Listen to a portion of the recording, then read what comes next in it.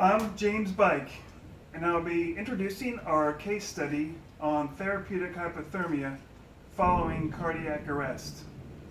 Here we see the background data for our patient HM. You can see he's a 68-year-old male. His body mass index shows that he's slightly obese. He does stay slightly active with walking and doing occasional yard work. He drinks moderately.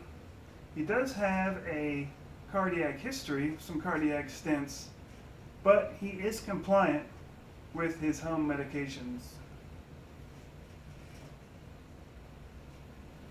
So here is our case study. This is a scenario of having cardiac arrest that could happen anywhere, and it's important for nurses to witness this event and intervene if possible, or for any bystander for that matter. This could happen at a Walmart, at restaurants, at church gatherings. It can happen anywhere. I've heard of all happening in all those situations.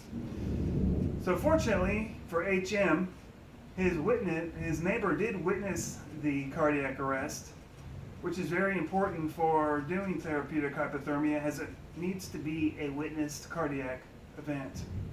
So also fortunate for HM, his neighbor calls 911 immediately, and his neighbor does no CPR and does hands-only CPR until EMS arrives. It takes EMS about 11 minutes to arrive at the scene, where EMS defibrillates the patient. Now, EMS arrived within the recommended goal of about 10 to 15 minutes after they were called for a cardiac arrest in order to get that perfusion going again.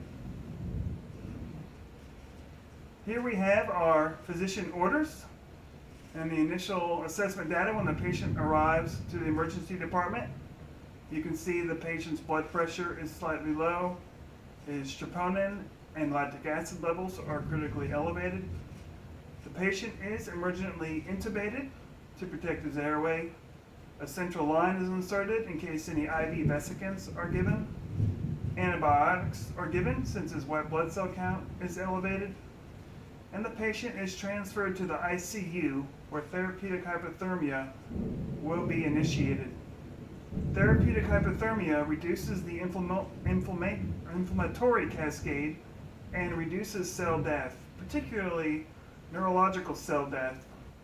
Cardiac cell death doesn't continue on, but neurological cell death can continue on for days, and that is why the majority of patients days after having a cardiac arrest will die. It's due to neurological reasons.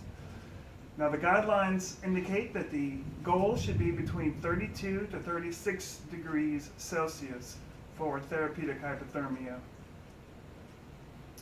So here we have stage 1. The nurse notices that the patient is having ventricular fibrillation. So studies have shown that defibrillation and CPR is the best treatment of choice for ventricular fibrillation for out of the hospital and in the hospital setting for having ventricular fibrillation. The patient also would want to assist with intubating of the patient to protect their airway, giving the proper medications and doing the proper oral care.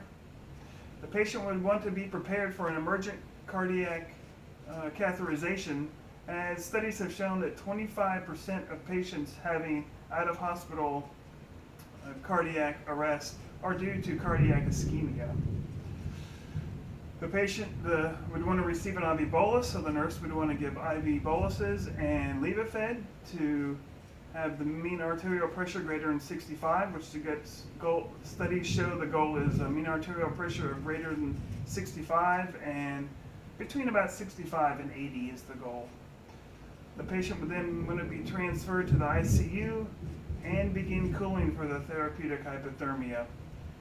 The nurse would want to use ice packs, cooling blankets, and infuse chilled normal saline, which chilled normal saline would reduce the patient's temperature about 1 degree Celsius every 30 minutes.